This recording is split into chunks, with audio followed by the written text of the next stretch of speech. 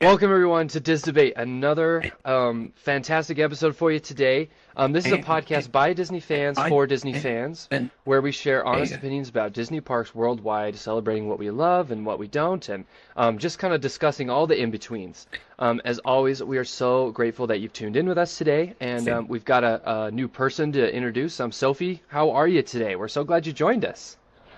Yeah, I'm good. Good. Yeah, That's we've been wanting to fantastic. get Sophie on for a while now. The first time she's been able to come in, so great to have you, Sophie. Your IG screen name is Sophie's Travel Journal. Nice. fantastic. I'm Fantastic. Dean, Dean Arts and Vibes. Great to see you all again. Yep. And it's good to have Laszlo with us, representing Disney Foolish Mortals. How are you today? Hi everyone, I'm Laszlo. I'm one half of the Foolish Mortals. At the time of recording, unfortunately, Hannah was feeling sick. She came down with the Disneyland Paris flu, so it was only myself. And also, there have been some technical difficulties. The ether wanted to silence me, but I'm not giving in. I'm not going down without a fight. So Darth, Goofy, and I are here, and we're going to talk about Marvel and Star Wars in the Disney parks. You can find us on all socials as Disney Foolish Mortals. You back? AC, how are you doing today? It's good to have you back as well. No, thanks for having me back, guys. I can't wait for this one. Yes, my name is Adam, but everyone knows me as AC. My name is usually on the Dizload podcast as AC. I also have the Sailing Away podcast on Instagram as well. Hope you guys are all doing well today. Fantastic. It is good to be here. And then, Lewis, how are you doing today? Yeah, good. Excited to be back again, so thanks for having me. Also, somewhat fresh the Foolish Mortals, thanks to their little pixie dusting the other day. So thank you very much, Laszlo. But no, I'm good. I'm happy to be here. I'm excited. Again, my name's Luis, or better known as Luis Loves Films. Fantastic. Well, as always, please be sure to check out everyone who's here. Check out their pages.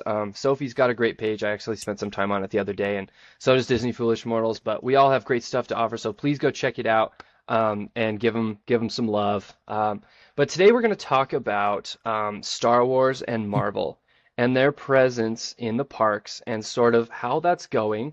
It's been a few years since they kind of got formally settled in. To various parks, and so we're kind of interested to see how they've aged and what's going on. But we also want to look at some new announcements that have been going on. They're expanding DCA's Avengers Campus. There's the big announcement for Star Wars Land and sort of the re-theme on some of that. So we just kind of want to talk about what's going on and what we kind of like and don't like about them, like just our general opinions. And so. Yeah, we're just gonna kind of jump right in. Does anyone have a burning thing they want the internet to know at this very moment? For me, when it comes to Star Wars or Marvel, the most important thing in the parks is immersion and how much it adds to it. We have now themed lands, Avengers Campus, we've got Galaxy's Edge, and fair enough, Avengers Campus could be better, but it is still something. And if we look at Galaxy's Edge, that's one of the best theme lands that you can find in any of the Disney parks. It's got its own storyline, it's got its own characters, it's got its own music, and I'm still not on board with the changes that the timeline lock is going to be released and they're going to be mixing up characters, because I really, really enjoyed that it was like a separate world that you stepped into. So when you went to Batu, like you were in Batu, the cast members were talking the local language. They were greeting you with their local proverbs. They had their own character, Vi, and I'm really worried about what's going to happen with Vi, because I'm just hoping that she's not going to be gotten rid of. But it's one of the things that I'm most excited about when we go into Walt Disney World, to step into Batu again. And I know that a lot of people don't really like Walt Disney Studios Park in Disneyland Paris, or now it's called Disney Adventure World, and especially Avengers Campus. But for me, it's just when the music starts transitioning onto the Marvel music, it is such an amazing feeling when I see that it's written Avengers Campus and we are stepping into that, and I can hear all this grand music. Like on our last trip, we walked in for the music of Thor, and it just gives me the chills every single time. And then you bump into characters there as well. So you can see Captain America, you can see Spider-Man at the top of the building. So I think it adds a lot to the parks, especially when we're thinking about younger audiences who are growing up on Marvel characters, Marvel superheroes, and for them it's just a fantastic feeling just going there and like, oh my god, I can meet these characters. I'm a bit disappointed by Star Wars Land. Like what was announced originally is not really what we got. We've got a glorified kind of Xbox flight game that you don't even get a proper ride if you get somebody that doesn't know how to ride it in the front. There's no robots, no audio animatronics, nothing going around. And not even like World of Frozen where they get an Olaf walking around right now. It's pretty basic. I mean, the main attraction is fantastic. The land looks nice, but it just wasn't what we were promised. Yeah, I completely agree with that. Something that you see in Defunct Land's video about audio animatronics is how they were so promised for this land. Like, this was going to be a whole new immersive thing. There was characters, there was droids, and there's so many, there's infrastructure for it in the land, but they're not there. Like, there's all these nooks and crannies where they should be, and you just don't see them. And like, sometimes when I go there, I'm like, what a missed opportunity this was. Like, they really promised so much and then just didn't deliver. I do agree, Rise is a masterpiece. I cannot argue that. I don't like the new Star Wars movies, but that ride is glorious. So that I will give it. But yeah, I agree with that, Dean, 100%.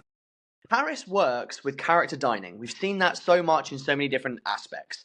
I firmly stand on the fact that Chez Remy should be a character dining experience. Take away a couple tables because at the moment it's a little bit too cramped for Remy and Emile. Pim's should be some sort of character experience because, yeah, you can go and meet the one character that's on rotation in the Avengers Campus experience, which we'll get to in a second. But Star Wars has nothing. And Star Wars is arguably the easiest thing to do. We've literally got multiple cantinas as a focal point of the Star Wars franchise. It's one of the first places we meet some of our characters, and we go back to those cantinas consistently. And I would put money on, due to the success of the Lightspeed Lounge last year, I think the Lightspeed Lounge was a trial to see how Disneyland Paris takes a Star Wars themed land. And as of last week, they are finally doing something with the Pizza Planet restaurant that has been abandoned behind Space Mountain for the last 10 years, which I used to go to as a kid. I loved every second of it. I would put money on this summer at D23 that they are going to announce that Paris is going to transform that section. Maybe even is it Philomagic that's there? Yeah, it is. Philomagic into full Star Wars. That's where it's going to go. And I think they're going to have a lounge dedicated to Star Wars in some way, shape, or form, which I hope is not Galaxy's Edge, because although Galaxy's Edge, I think, visually is stunning, we don't need 3 of those in the world. Give us something a little bit more unique. Make each different park have a different planet. Yeah.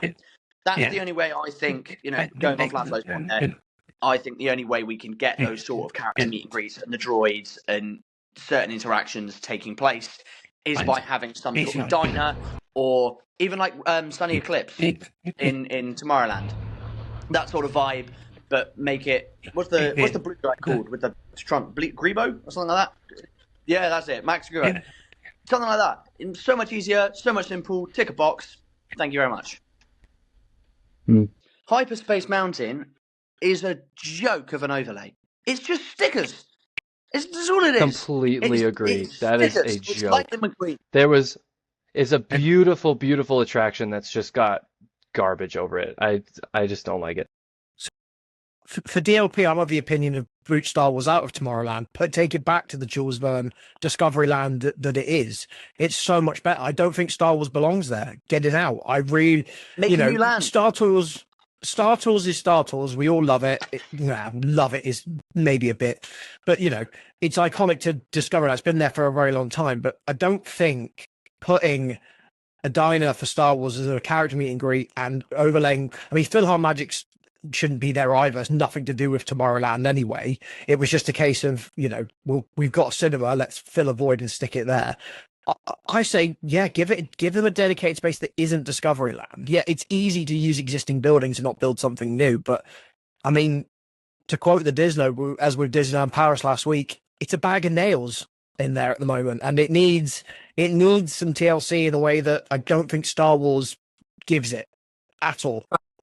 Have they not got room where like Pizza Planet is and things? Can they not build back and put like a speed of like there and just do like a Star Wars area, split it in half, put Star Wars.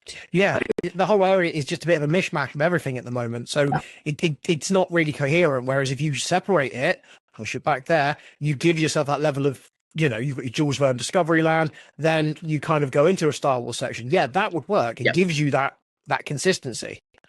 I think that's where they should go with it. I think, truthfully, and if you look at the section, if you look at the map, I've spent a lot of time not only talking to cast members that I know behind the scenes of like what is actually back there, especially as someone who used to go to Pizza Planet and, enjoyed being there as a kid and have always looked at it and gone, why is that just like abandoned?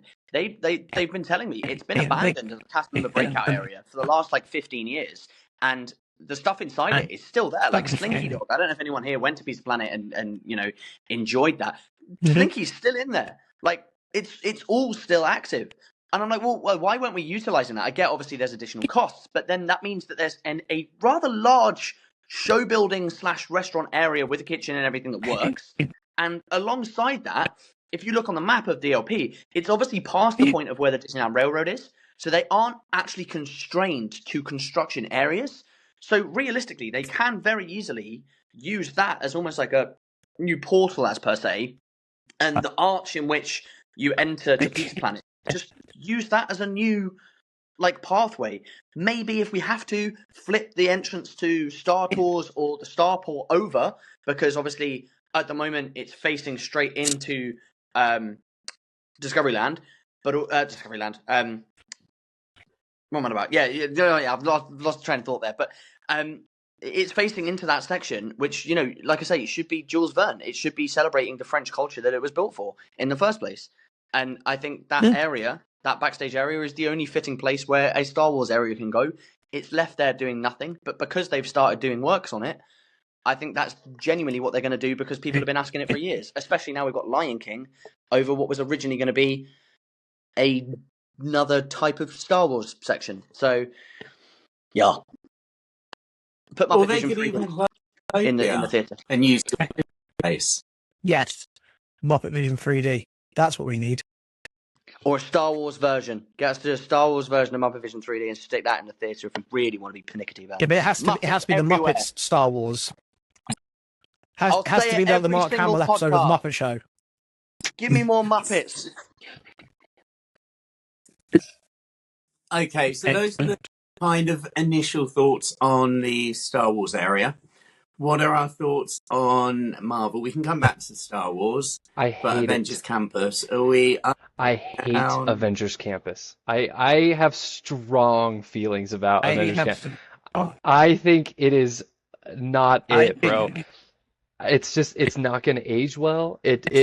One of their e-ticket, like in DCA, okay, like that land is not a nice place to be. It's too sunny. There's no shade. There's like a few places to sit down, and the one e-ticket they have is like mid, like it's just fine. And then the Guardians of the Galaxy is great, but that's because it was a great attraction before they made it into that. And so I just don't think it's going to age well, and I think sinking more money into it is not the answer. I think they need to rethink that and at least theme it differently, because right now it's just set in like New York today, and it doesn't feel like an escape. It just feels like a parking garage to me. That's my thing. Somebody shoot me down about that. That's how I feel about it. Now, I know that Avengers Campus is not everyone's favorite, and we agreed that it could have been done a lot better. However, some of the rides that were brought into Avengers Campus or just into the parks in general were fantastic. Like one of my favorites is Guardians of the Galaxy Cosmic Rewind in Epcot. I could ride it all day long. The pre-show, the music, the ride itself is just so amazing. But I know that sometimes it comes at a price. For example, in California, in DCA, the price was Tower of Terror. It's now Guardians of the Galaxy Mission Breakout, and it's not to everyone's liking. And I 100% understand why it's not. Like, I don't think that Tower of Terror should have been touched. But for the looks, it created a really good ride. But I think Lou is the one that can tell us something about it, because we've just watched his vlog from DCA and we saw his ride on Mission Breakout. So Lou, please tell us about it. Thanks for bringing that one up, Laszlo. If anyone does want to go watch those vlogs, you can witness me actually passing out mid-mission breakout on my YouTube channel. I went to DCA in 2022, and I thought I would ride Tower of Terror, or what is Mission Breakout, for the first time.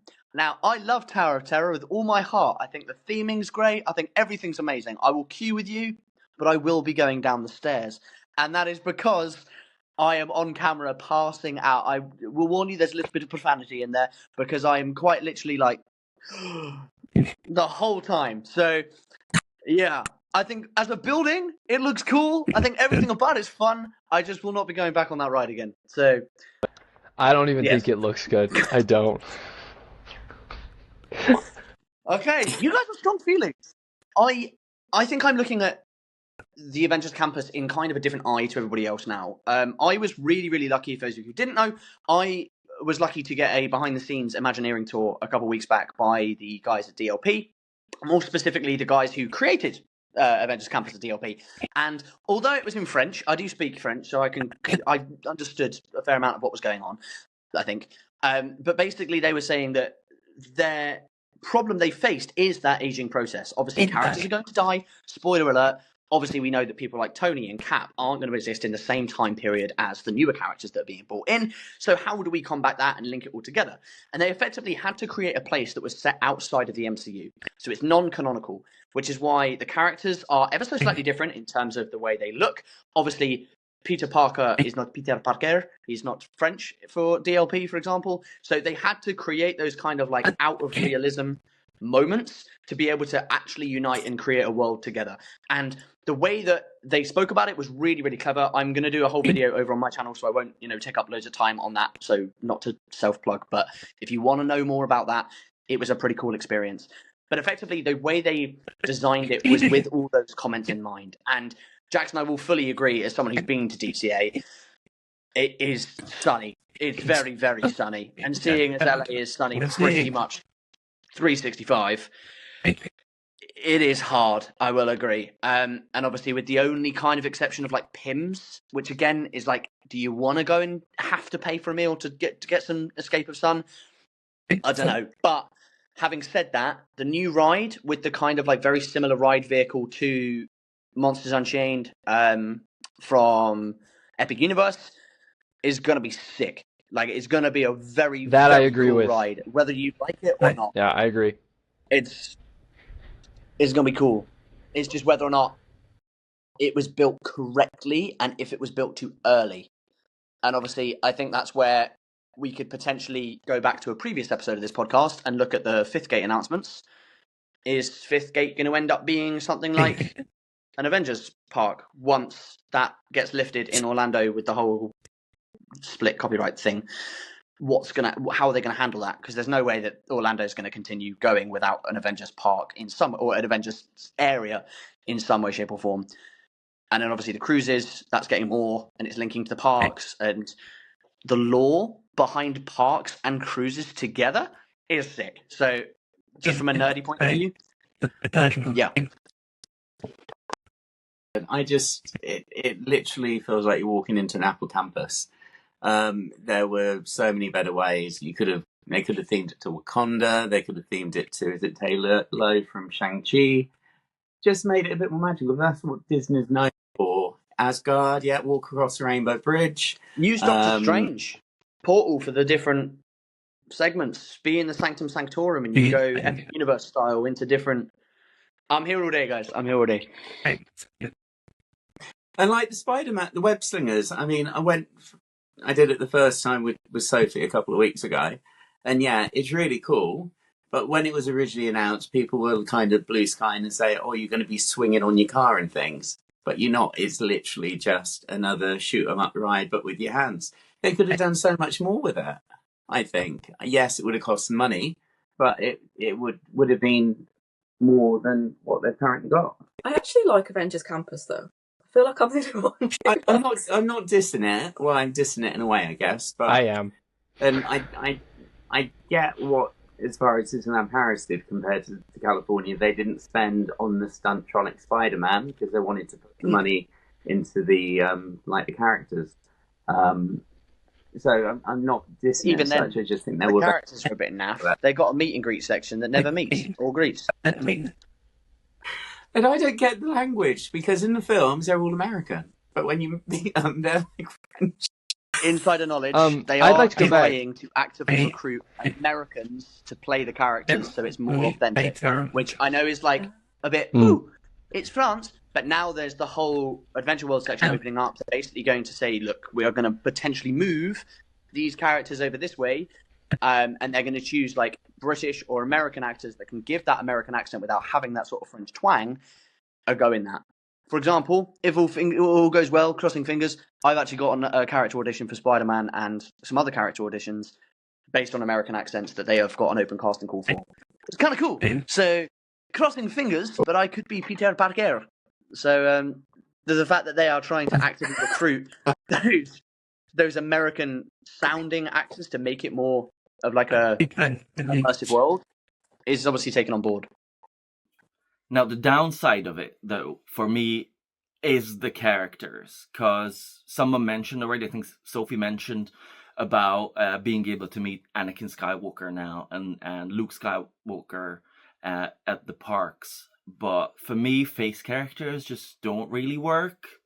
Because if you've got, like, for example, an animated character and they're being turned into meet and greets, that's fine. But with face characters, you kind of like, I know how this character looks like. I know the actor. Like, we do Comic Cons as well, so we've met most of these actors, and it just doesn't work. It takes away from me. Like, someone walks out and says like, "Oh, here's Luke Skywalker," and I'm just looking at that like, no, you're not. You're not Luke Skywalker. You're an imposter. And it doesn't work for me. And especially when we're thinking about Paris, we've done so many of the Marvel meet and greets. And obviously, like, there's nothing wrong with someone having an accent. But, like, when you meet a character that you know how they speak and they have a little French accent to it, it just doesn't work for me. It makes it more, like, comical. So it takes away from the immersion. But at the same time, on our recent trip, we met Captain Marvel, and she was absolutely fantastic. She sounded like Brie Larson. She looked the role, so it worked. So it's a bit of a kind of like hit and miss for me. So that can take away from the immersion, but if it's done right, it can add to it. And the other thing is that, like, a lot of times, a lot of money is being put into the surrounding areas, like the music and all, and I just feel like the costumes were being skimmed on a little bit. Like, when we went to, for example, Hong Kong, and that's the only place where you can meet Iron Man. And we met Iron Man. It's an amazing experience. So I would say anyone who goes there, make sure you do it, because you can't meet Iron Man in any of the other parks. But when you get close to him and you see the costume, and especially, again, going back to that, we do Comic Cons and we see loads of cosplayers and they have the most amazing costumes, sometimes like built-in electrics and all, and you saw Iron Man up close and you're just like, since when does Iron Man wear spandex under his armor? So I think that needs a bit of a work on it to create an even better experience for the guests, especially those ones who meet these characters at other parts of the world, like at Comic Cons, for example, because it can be a little bit disappointing. I think both Star Wars and Marvel, both Avengers Campus, the franchises realistically across have suffered the same problem across from it, and that is they didn't want to spend the money when they built them. They spent where they had to, and rightfully so, to give the aesthetics, but where cost cutting can happen because of the era that we were in at the time of building, that is it, and it is apparent. It's very apparent in some areas, and and those things will improve over time, hopefully with new leadership as it is, and investment starts to ramp up again. Hopefully we start to see those changes, but it's the fact that we were promised we were essentially delivered the B mode of these parks realistically, and that's what we were given, and to an extent, I mean, for me, Batu is probably one of the most beautiful sections outside of World of Pandora that I've ever seen in a park. I think the actual layout of the place is fantastic. You really feel like you are completely moved away from Hollywood Studios when you walk in there, as you are when you're in Pandora. But then what happens within it falls flat. Avengers Campus, when I walked into it for the Paris for the first time, I didn't feel like I had stepped away from Walt Disney Studios, which was at the time, and probably still is until Adventure World fully opens, the worst park that Disney have made. You know, I've been to both California, I've been to DCA, been to Disneyland, done all the Disney World. I go to Paris, and I love Bain Park. I go to Walt Disney Studios, and I'm like, oh, here we go, great, got half a day in here.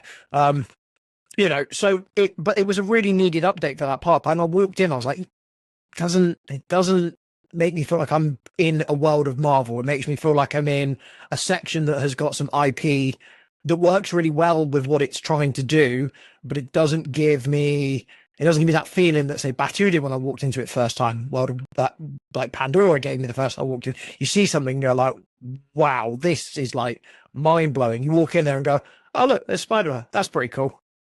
No, when I first walked into Batu, honestly, I nearly cried. Because being such a big Star Wars fan, it's so immersive, and I could literally sit there all day. Like, I know there's things missing, like you need more characters, you need the droids, and I think once they've updated to add like Luke Skywalker and expanded the timeline, that will really help, because then you'll have more characters, and hopefully R2 is going to be there and stuff.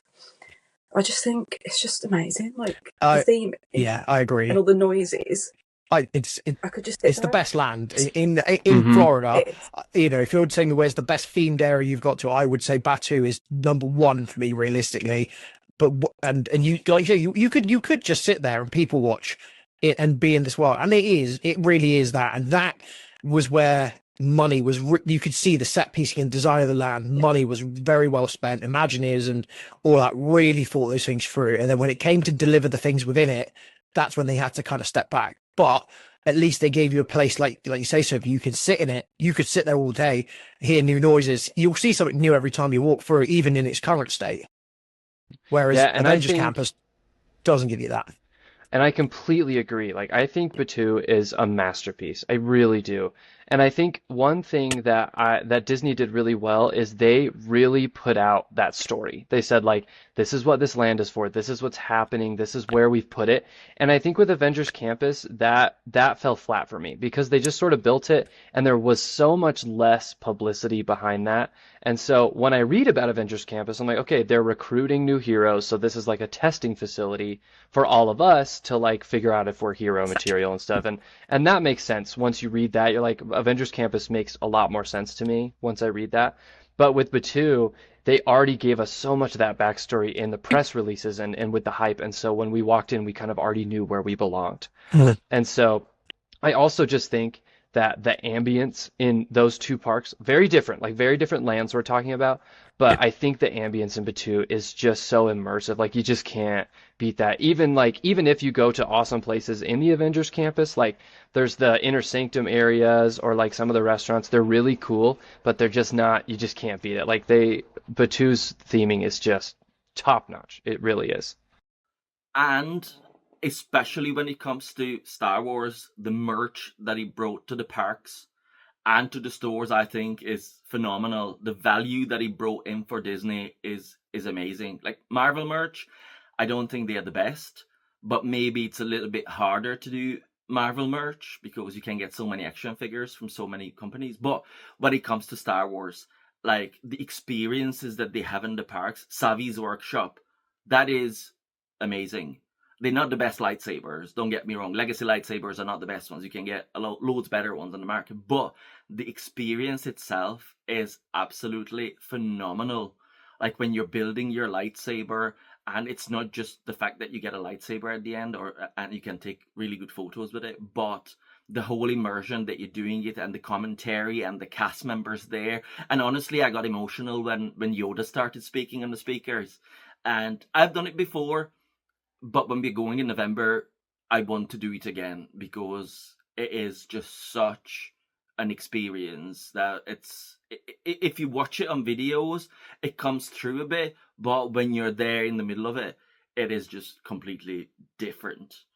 And the other thing is that probably aimed for children more, but the droid building, we had a lot of fun building a droid. And then you can play with them outside and they can interact with each other. And I think there are a lot of things that Star Wars bring into the parks and implore the Imagineers to start thinking bigger and bring in new technologies. Like if you look at the BDX droids, for example, Star Wars is a universe where you got loads of these droids and they tend to be everyone's favorites.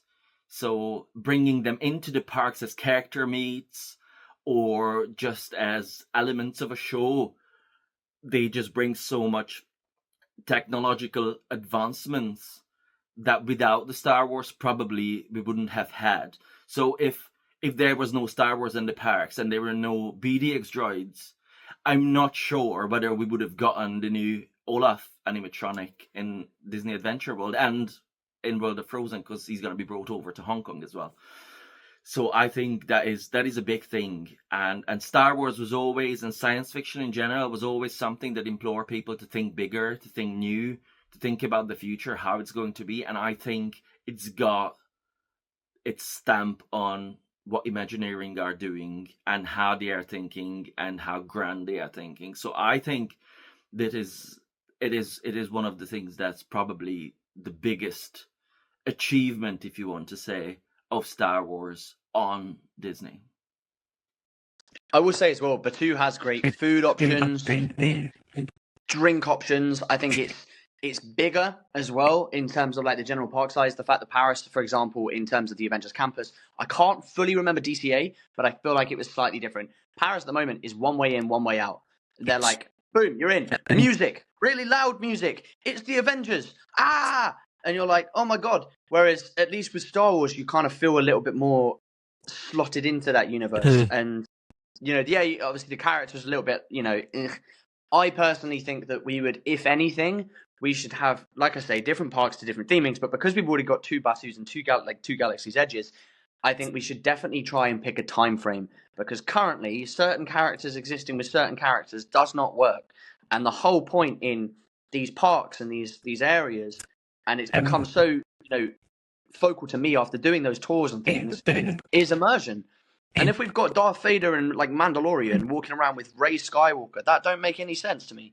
So position it, if you want to, which is your most successful period in time, which is episodes 4, 5, and 6, along with Mando, Ahsoka, and, well, at the end of Ahsoka-ish, Rogue One. Like, give me a K2SO over someone else like Kylo Ren. I know everyone's like down bad for Kylo Ren, but come on, like, give us some crazy, unique characters that we haven't necessarily seen before. And I think that's where Star Wars, and that's where I think the future will go. And with Josh D'Amaro as CEO now, I trust you wholeheartedly. I love you. I think it would be good if they built another Galaxy's Edge and then they could theme it after each set of the films. Like, do one that's prequels, because I'm a prequels fan, so I need Anakin in the parks. People might disagree, but I need that. And then, like, have one for, like, the middle three, the original three, like, with Darth Vader and Luke, and then maybe one for Rey and Kylo Ren, because kids now, they're going to watch those first, aren't they? Because they're going to think that's the most recent one. Even though we might not like them completely, but I still think it needs to be represented. People might disagree. I'm just saying, instead of doing Batuu, because it's Disney, because it's Paris and it snows in the winter, just build Hoth. Just build Hoth. Yes. Or even just a fully indoor section. Just a fully indoor section if needed. Just build that, and then build the bunkers and put an AT-AT in it in display with the snow. It would work so well. Yeah, it's original trilogy. You could probably swing a few extra things in there, and like you say, so if you had some sections around it that kind of merged the other trilogies around it, but you know, make Hoth the place, because you know, then it works in with World of Frozen and all this sort of stuff. It all kind of themes itself quite nicely around Adventure World. But instead, we're going to get a Lion King attraction that won't work in the winter because it's a water ride and it's going to snow. Well, what do you guys think of the Starport? What was it called? The Galactic Cruiser. Oh, the Galactic Star Cruiser. The Galactic Star Cruiser. That thing was a joke. That was a swing and a miss, wasn't it? I wasn't. I wasn't able to spend that level of money on 3 nights, so I wouldn't say I ventured into it. See, the idea wasn't bad though. Like, yeah, like the immersion and Yeah. the idea wasn't horrible. The problem was the price. It was always going to be that, and that's why it failed. It was that problem. It just like there was really neat features, but yeah, it was just too dang expensive. Just hell to the no, man. Could you I argue think- that it should have been done on a cruise instead, and we should have got a Star Wars cruise rather than a Star Wars static Cruiser, hotel? Galactic like- Star Cruiser. That would have been good, actually. I'd pay for that. I think we do need to do an episode where we discuss the Star Wars hotel. What was the name of The it? Galactic Star Cruiser. Star Yeah. Cruiser. Yeah, Where we we should. discussed that because had that they said that we were going to get the Haunted Mansion hotel off the back of it, and I think that was the biggest loss from that not working. Mhm. That kind of Disney have lost the bottle with the other ones. I do think it would Yeah. work better, though. I genuinely do, because the problem that Galactic Star Cruiser had, yes, was the price, but it was also that you were pretty much locked inside for like 3 days, right? You couldn't go outside and have a smoke and look at the sky because you'd completely lose the point in it. So it was basically just like, you're in a building, you're in isolation right now, that was it. Whereas if you had something like Haunted Mansion, where there is for example, in Paris, we all know that every single person in Paris likes to have a smoke. Give them the smoking area in the graveyard with the grim grinning ghosts, right?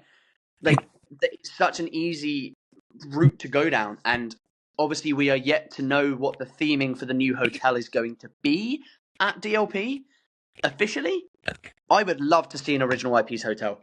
And it would be so cool to have different wings, one based on Big Thunder Mountain, one based on Tower of Terror, one based on, give me those different sections, because that's what, at the end of the day, yeah, the Marvel hotel I think is incredible. Like, it's probably the best part of Marvel in any of the parks, in my opinion, and it fits.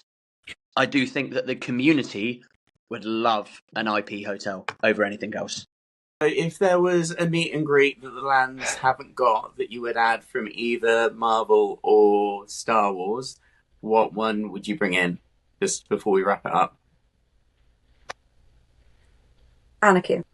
Okay. Anakin, good one. I'm just Anakin. Anything the answer will be Anakin Show your Skywalker. t-shirt, Soph. It's a Taylor Swift Anakin t-shirt. For me, although it's not a great character, I wouldn't mind seeing Jabba the Hutt. I think that would be a bloody animatronic. That would be good, actually. I think for me, it's not technically Disney MCU canon, but I would love a Venom to be brought into it as it starts to integrate into Spider-Man a bit more, which we think is probably going to happen in the new film. If we get that brought into MCU, that would be a really popular meet and greet to see. 100%. And I'm kind of as much as I'd like to see more MCU stuff and like more Marvel stuff, I think it is slightly constrained. I'm going to be very interested to see how the X-Men are dealt with. To be honest, if you give me an X-Men meet, very happy. Get me a picture with Cyclops, Rogue, Gambit. Yes, please.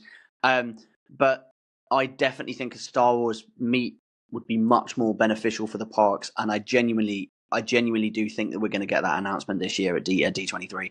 And that's where they're going to move with it, because it's a space they're trying to renovate. It's the space that's needed, and it's the space the community's been asking for a long time. So I think that's where they're going to go with it. Fingers crossed. One of the biggest things that Star Wars and Marvel brought to the parks for me is the music, because hands down, these are the movies that have the best, the grandest musics. So when you walk in to an Avengers Campus, you know you're in Marvel. When you walk into Batuu, you know you're in Star Wars. And they added so much to the nighttime shows, like because these musics are all like very kind of like it's a large orchestra, and it's got like loads of drums in it and beats. It can translate to fireworks and lasers and drones so brilliantly. Like a few years ago, in Disneyland Paris, they had a nighttime show, Avengers Light the Night, I think it was called. And it was a projection and drone and fireworks show that was projected onto the Tower of Terror, and it was the most amazing thing I've ever seen. It was so fantastic, and I wish they brought that back. And most of it is because the music translates so well to these shows. And even now, like with the new nighttime show at Disney Adventure World, Cascade of Lights, my favorite part is the Marvel bit, because it's just so grand and it sounds and looks absolutely amazing. So one of the things I think that's most important for me that Marvel and Star Wars brought for the parks is the music. As someone who's seen Cascade of Lights as well, that Avengers section was just spectacular. I mean, the whole show in itself, if you haven't already gone down to Adventure World, it opened today, woohoo, or not today by the time this is out, but, you know, it was just utterly spectacular, and Cascade of Lights is probably top 3 Disney shows that I've ever seen. It is genuinely fantastic, and for me, the Marvel section was one of my favourite bits, because I think it took it, like you say, Laszlo, into a whole new light and sort of moved, you know, it's not quintessentially Disney, but it still felt just as magical, which I really enjoyed. So I agree with her. Although lower the volume. So I'm very sorry, everyone, that technology came in the way of me giving you my thoughts and my wisdom. But thank you so much for Olivia for re-editing the video and allowing me to come back to it and share my thoughts. She's doing an amazing work there with editing, and I think on behalf of all of us, a huge thank you to you, because without your work, this podcast wouldn't be out there. And we love being there, and we hope it's going to go long. If you want to say something from Star Trek, we hope that this podcast is going to live long and prosper. That's for you, Star Wars fans. This has been fantastic. I think we've shared a lot of opinions, and we knew that y'all would be pretty fiery, and so we're glad you came ready and prepared. We might have to do another one. Like Dean said, we could definitely do one about Galactic Star Cruiser. That would just be fun. I mean, the memes alone are worth it. But we are going to wrap up this episode. We are so grateful to you all for joining us today. We so appreciate you coming and sharing your opinions and kind of building off each other. That's what we're about here, and we really appreciate it. We'd love to revisit this topic, so maybe another time. But until then, thank you so much for tuning in to Diz Debate, and we will see you all again very, very soon. Take care of yourselves, and we'll see you again. Bye-bye. Thank you, guys. Bye-bye.